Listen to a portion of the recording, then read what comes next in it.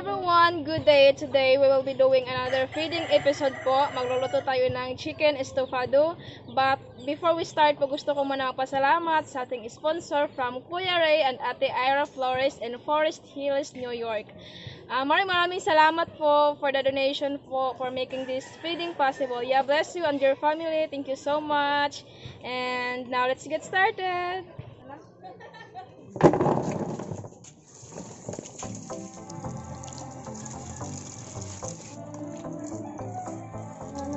Insecticide.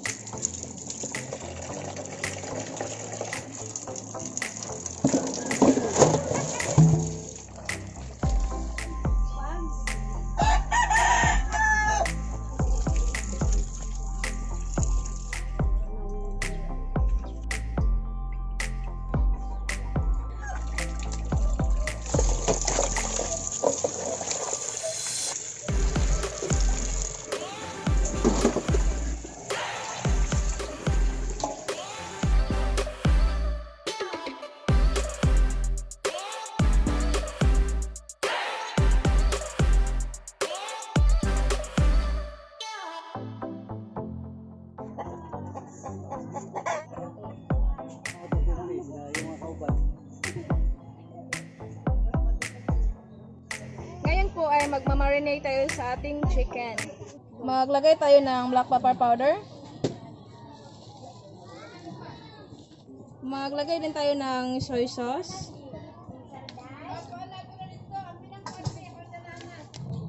Hoisin sauce. Pwede kayo gumamit ng oyster sauce kung meron kayo, pero ako gagamit ako ng hoisin sauce.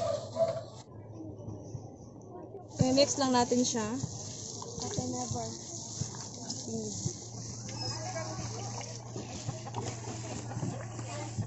Ang chicken estofado po is medyo matamis siya.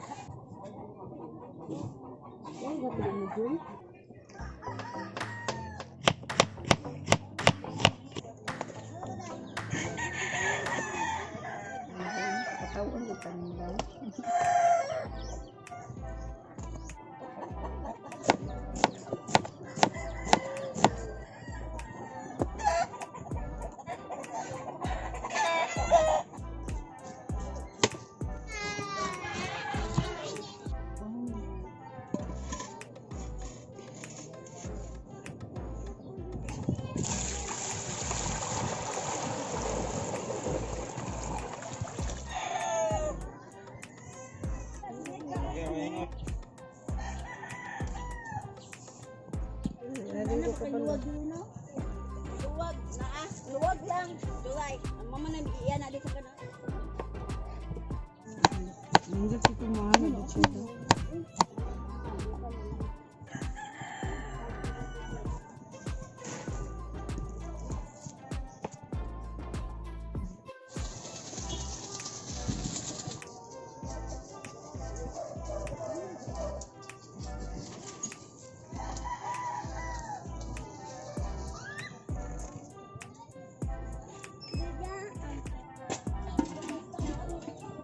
Maglagay po tayo ng mantika.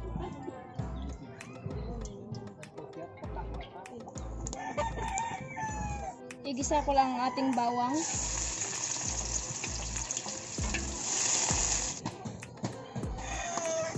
Sibuyas. Ngayon ay ilagay ko na ang ating chicken. Ipahain.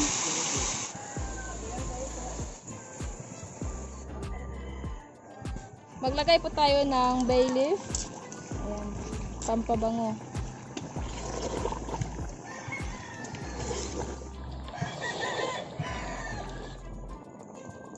Kung papili ang gawang.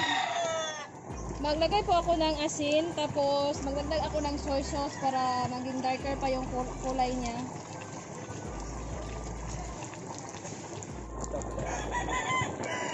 Ngayon ay ilagay ko ng ating pineapple.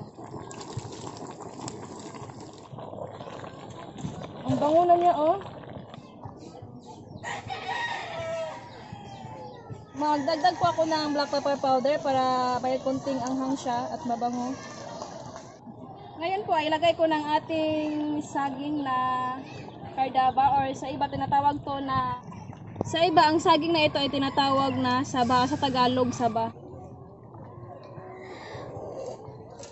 Ngayon, ilagay ko ng ating atsal or bell pepper para maging lutong-luto talaga siya, makombine yung lasa niya sa chicken.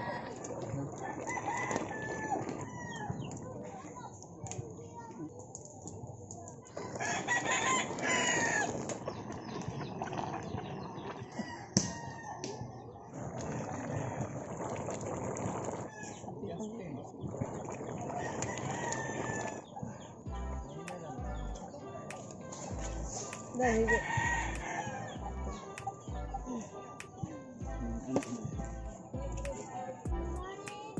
hala!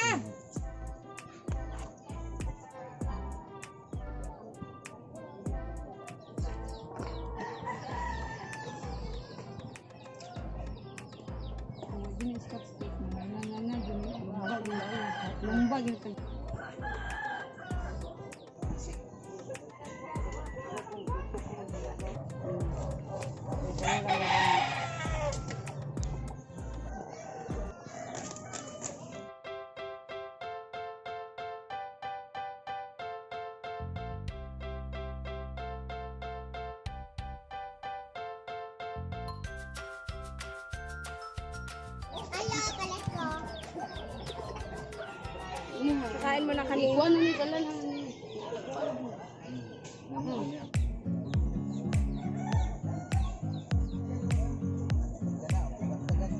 Ang nagawa po pala natin ay good for 160 person po, and then mayroon din tayong juice.